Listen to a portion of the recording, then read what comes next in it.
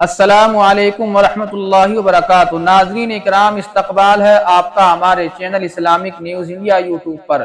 امریکہ سے دارالعلوم دیوبند تک بنو کے قلم محمد فیضان دیپک کمار کے سفر نامے کو اس حقیر نے تحریر میں منتقل کرنے کی کوشش کی ہے۔ میرا نام دیپک کمار ہے، میری جائے پیدائش ہندوستان کے صوبہ یوپی کی ایک قدیم شہر بنارس ہے۔ والدین نے ہوش سنبھالنے کے بعد ہی اپنے ہمراہ امریکہ لے کر چلے گئے تھے اور ہمیشہ کے لیے امریکہ میں ہی شفٹ ہو گئے۔ چونکہ ماں باپ پڑھے لکھے بڑے گھرانے سے تعلق رکھتے تھے، اس لیے والدین نے ہماری تعلیم کا آغاز بھی امریکہ میں ہی کروا دیا۔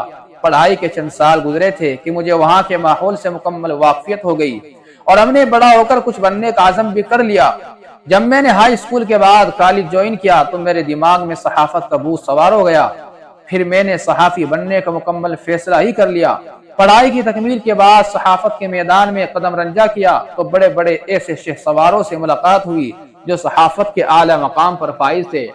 جاب جوائن کرنے کے چند سال بعد والدین نے دہلی کی ایک پڑھی لکھی لڑکی سے میری شادی کروا دی، جو فی الحال میرے ساتھ ہی امریکہ کے کسی ہیڈ آفس کا جاب جوائن کر کے مجھ سے بھی اعلیٰ تنخواہ کی مالکن بنی ہوئی ہے۔ ہماری تنخواہ بھی ہندوستانی روپے کے اعتبار سے کروڑوں سے بھی اوپر ہے۔ خیر، میں اپنی بات کو طول نہ دے کر اصل سفر نامے کی طرف رجوع کرتا ہوں۔ چونکہ میں صحافت میں قدم جما چکا تھا، اس لیے ہر روز نئی اور عجیب و غریب خبروں پر مطلع ہو کر اسے شائع کرنا مشغلہ بن گیا تھا۔ ابھی قریباً 4-5 سالوں سے ایک بات کانوں میں ٹکرا کر بہت پریشان کرتی تھی اور اس بابت ہمیشہ فکر مند رہا کرتا تھا، اور جب بھی اس طرف توجہ موڑتا تو غصے کو تاب نہ لا پاتا۔ وہ بات یہی تھی کہ ہمارے ہندوستان ہی میں دیوبند نامی ایک جگہ ہے جہاں ایک بڑا سا دہشت گردوں کا اڈا ہے، جہاں کے کارکنان نوجوانان مسلم کو تیار کر کے پوری دنیا میں جہاد کے نام پر دہشت پھیلانے میں ہمیشہ کوشاں رہتے ہیں، اور ہر جگہ علماء دیوبند اپنا رعب و دبدبہ بنانے میں کامیاب بھی ہے۔ شہر دیوبند کے دور سے بھی کسی غیر مسلم کا گزر ہو جائے تو اس کی جان بچنا ناممکن ہوتا ہے، یعنی غیروں کو گاجر مولی کی طرح ریت دیا جاتا ہے، جسے امریکن میڈیا ہر روز اس بات کو ایک قاتلانہ چال سمجھ کر اچھالا کرتی تھی۔ ہمیں جو سب سے زیادہ دکھ دینے والی بات وہ یہی کہ دہشت گردوں کا یہ اڈا ہمارے آبائی وطن میں ہی کیوں؟ پھر میں نے آخر 1 سال سے اپنی دل میں یہ عزم کر ہی لیا تھا کہ ضرور اس کے خاتمے کا کوئی حل نکالوں گا، جس کے لیے ہمیں سب سے پہلے ہندوستان جا کر دیوبند کا مکمل جائزہ لینا ہوگا، پھر مشاہدے سے جو بات عمل میں آئے گی اسے کر گزرنا ہوگا۔ بالآخر اس ارادے کی تکمیل کے لیے میں نے امریکی حکومت سے چند ایام کی چھٹی لی اور والدین کو بھی کسی طرح راضی کر لیا، چونکہ والدین بھی ہمارے اس ارادے کو سن کر سہم گئے تھے کہ شاید دوبارہ بچ کر واپس آئے گا بھی یا نہیں۔ سر پر کفن باندھ کر بہت خائف ہو کر ہندوستان کا رخ کر لیا۔ دہلی ایئرپورٹ پہنچتے ہی ہمارے لیے ہندوستانی حکومت کی جانب سے سیکورٹی فورس کا انتظام بھی کیا گیا۔ نہ چاہتے ہوئے بھی دہلی میں چند روز اس وجہ سے مقیم رہنا پڑا کہ پتہ نہیں آگے میرے ساتھ کیا ہونے والا ہے۔ دہلی میں 3 روز قیام کی قطعاً ضرورت نہیں تھی، لیکن آگے جو ہونے والا تھا اس سے بے حد خائف تھا اور دیوبند سے دوبارہ بچ نکلنے کی کوئی ترکیب ڈھونڈ رہا تھا، لیکن یہاں پر دماغ اپنا کام کرنا بھی شاید چھوڑ دیا تھا۔ بالآخر میں نے مخصوص لباس کو ترک کر کے سادہ لباس زیب تن کیا اور سیکورٹی کو مطلع کیے بغیر دہلی ریلوے اسٹیشن کی طرف نکل پڑا اور دیوبند کے لیے ٹرین پکڑنے میں کامیاب ہو گیا۔ دہلی سے دیوبند تک سفر کا مکمل وقت خوف و ہراس میں گزارا۔ کسی طرح میری ٹرین دیوبند اسٹیشن پر پہنچ گئی۔ میں ہانپتے کانپتے ٹرین سے نیچے اتر کر پلیٹ فارم پر لگی کرسیوں پر بیٹھ گیا۔ اسٹیشن پر ہی مدرسے کے چند بچوں پر میری نظر پڑی، جسے دیکھ کر میری حالت خراب ہو رہی تھی، لیکن ہمت گوارا نہ کیا کہ کسی کو اپنی طرح مخاطب کر کے کچھ معلومات حاصل کر سکوں۔ کافی دیر تک ٹوپی کرتا پہنے تمام لڑکوں کی حرکات پر نظر جمائے ہوئے تھا۔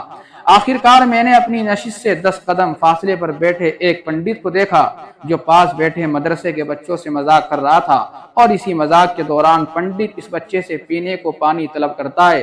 وہ لڑکا پنڈت کو پانی دے کر پھر مذاق میں محو ہو جاتا ہے۔ نظارے کو دیکھ کر میرے دل کا بوجھ کچھ ہلکا ہوتا ہے اور حوصلے میں ایک نکھار پیدا ہو جاتی ہے۔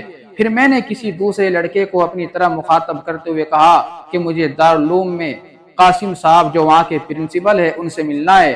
لڑکے نے نام کی تصحیح کرتے ہوئے کہا ہے کہ وہ تو مولانا ابوالقاسم نعمانی صاحب ہے۔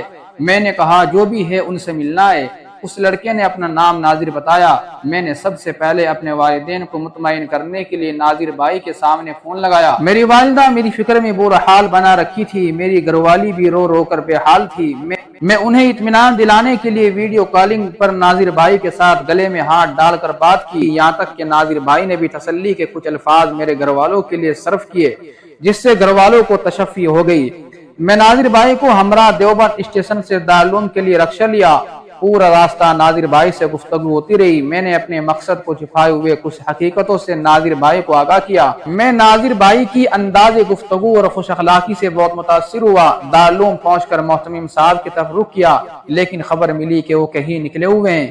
اس دوران ہم نے مدرسے کی چار دیواری میں داخل ہو کر بچوں کا آپس میں مل جل کر رہنا، ایک ساتھ بیٹھ کر کھانا، ایک ساتھ سونا دیکھ کر مجھے بہت عجیب لگ رہا تھا اور بڑا پیار بھی آ رہا تھا، چونکہ میں نے اپنی زندگی میں پہلی بار ایسی بامی محبت، ایسا سلوک دیکھا تھا جو میرے لیے ناقابل تردید حقیقت تھی، جس نظارے کو دیکھ کر میری آنکھیں یقین نہیں کر رہی تھی، بلکہ مجبوراً دل کو یہ تسلیم کرنا پڑا کہ یہ مدرسے محض امن کا گہوارہ ہے، جہاں صرف محبت کا پیغام اور اخلاق نبوی کی تعلیم دی جاتی ہے۔ اب میں ہر طرح کے خوف سے نجات پا چکا تھا اور اپنے آپ کو مطمئن بھی کر لیا تھا۔ اس کے بعد دفتر اہتمام میں تشریف لے گئے، جہاں شعبہ کمپیوٹر کے چند افراد سے ملاقات ہوئی، جن سے انگریزی زبان میں کچھ گفتگو ہوئی۔ چونکہ بچپن سے امریکہ رہتے ہوئے مادری زبان پر قدرت نہ رکھ سکا تھا، گفتگو کے دوران ایسا لگ رہا تھا گویا ان کی زبان سے پھول برس رہے ہو۔ بہت اخلاق مندی سے گفتگو ہوتی رہی، جس گفتگو میں دارالعلوم کا مقصد قیام اور اس کی حقیقت پر مطلع ہوئے۔ پھر میں نے کچھ دیر کمپیوٹر پر بیٹھنے کی اجازت طلب کی۔ کمپیوٹر پر بیٹھ کر میں نے تقریباً 2 گھنٹے میں اسلام اور دارالعلوم کی مناسبت پر قریباً 200 صفحات پر مشتمل ایک PDF بنا کر محفوظ کر لیا۔ اس کے بعد میں نے ناظر بھائی سے کسی ہوٹل چلنے کی درخواست کی، چونکہ دور اندیشی کی وجہ سے میری بھوک بھی مر چکی تھی، لیکن جب معاملہ برعکس دیکھا تو کچھ بھوک بھی محسوس ہونے لگی۔ ناظر بھائی ہمیں چکن فرائی سینٹر لے گئے، جہاں میں نے ناظر بھائی کے لیے الگ اور اپنے لیے الگ چکن فرائی کا آرڈر دیا۔ مجھے بھوک شدید تھی، اس لیے اپنے لیے زیادہ مقدار میں چکن فرائی طلب کیا، لیکن اتفاق ایسا ہوا کہ مجھ سے کھایا نہیں گیا، اس لیے میں ویٹر سے اسے پھینکنے کو کہہ دیا۔ ناظر بھائی یہ سن کر فوراً بول پڑے کہ دیپک بھائی کیوں پھینک رہے ہیں، اسے عام مجھے دے دیں۔ میں نے ناظر بھائی کو حیرت بھری نگاہوں سے دیکھتے ہوئے کہا کہ ہمارے یہاں تو جس گلاس پر ہاتھ لگا دیا جائے اس سے پانی پینا تو دور، کوئی دوسرا شخص ہاتھ تک لگانا گوارا نہیں کرتا، اور تم لوگ ایک غیر مسلم کا جھوٹا تک کھانے کو تیار۔ اتنی محبت اور ایسی تعلیم، میری آنکھوں میں آنسو ڈبا گئے۔ میں نے ناظر بھائی کو اپنے گلے سے لگا لیا اور پیار سے کندھے پر ہاتھ کی تھپکیاں دینے لگا۔ ناظر بھائی کہنے لگے، ہم جس رزق کو برباد کر دیتے ہیں اسی رزق کے لیے غریب کتنی آس لگائے ترستے رہتے ہیں، لیکن وہ انسان رزق کی قدر کو کیا جانے جو ہمیشہ پیسوں سے کھیلا ہو، بلکہ رزق کی قدر تو کوئی ان سے پوچھے جن کے پاس کھانے کو ایک لقمہ بھی میسر نہیں ہوتا۔ اس کے بعد ناظر بھائی ہمیں مہمان خانے تک ساتھ لائے اور آرام کرنے کو کہا۔ پھر کچھ ہی دیر بعد محتمم صاحب کے آنے کی خبر ملی۔ مہمان خانے سے اٹیچ محتمم صاحب کے روم میں جانے کی اجازت طلب کی۔ اجازت ملنے پر اندر داخل ہو گیا۔ محتمم صاحب خندہ پیشانی سے، یعنی مفتی ابوالقاسم نعمانی صاحب خندہ پیشانی سے میرے استقبال کے لیے کھڑے ہو گئے۔ اتنا حسین چہرہ جس پر خوشیوں کے آثار نمایاں تھے دیکھ کر میرا دل باغ باغ ہو گیا۔ گفتگو میں بہت ہی مٹھاس تھی۔ محتمم صاحب مجھے بیٹھنے کو کہہ کر خود گلاس میں پانی ڈال کر مجھے پلانے لگے۔ پھر چائے طلب کی گئی۔ محتمم صاحب ناشتے پر بضد تھے، لیکن میں پہلے سے فارغ تھا، اس لیے چائے پر اتفاق کیا۔ گفتگو میں بہت ساری حقیقتوں پر مطلع بھی ہوئے اور ہم نے بھی اپنی ساری سرگرمیاں بتائی۔ پھر ایک ارادہ بھی ظاہر کیا کہ اگلی بار ہم ان صحافیوں کے ایک وفد کے ہمراہ یہاں آئیں گے جو اس امن کے گہوارے کو دہشت گردوں کا اڈا بتا کر لوگوں کی ذہنیت کو خراب کر رہے ہیں۔ آخر میں یہ کہتے ہوئے وہاں سے رخصت لیا کہ محتمم صاحب، آج تک ہم نے تمام مذاہب کا مطالعہ کیا، لیکن سیرت و اخلاق میں محمد صلی اللہ علیہ وسلم کے جیسا کسی انسان کو نہیں پایا، اور میری آنکھوں نے آج تک کروڑوں انسانوں کو دیکھا، لیکن آپ جیسا خوبصورت اور نورانی چہرہ کبھی نہیں دیکھا۔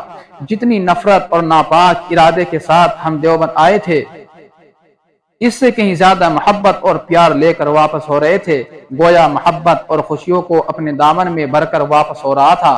پھر سب سے آخر میں جاتے جاتے ناظر بھائی کو ایک موبائل گفٹ کرنا چاہا، لیکن انہوں نے بھی سختی سے انکار کر دیا، جس سے یہ سبق ملا کہ واقعی یہاں کوئی مطلب پرست نہیں ہے بلکہ صرف محبت ہی محبت ہے۔ محترم ناظرین، آپ سے اپیل کرتا ہوں، آپ سے درخواست کرتا ہوں کہ اس ویڈیو کو زیادہ سے زیادہ شیئر کرے، جتنا ہو سکے خوب شیئر کرے، تاکہ ان لوگوں کو یہ پتہ لگ جائے، ان لوگوں کو یہ معلوم ہو جائے کہ دارالعلوم دیوبند دہشت گرد کا اڈا نہیں ہے بلکہ دارالعلوم دیوبند ایک امن کا گہوارہ ہے، اور دارالعلوم دیوبند اخلاق کی تعلیم دیتا ہے، پیار محبت کی تعلیم دیتا ہے۔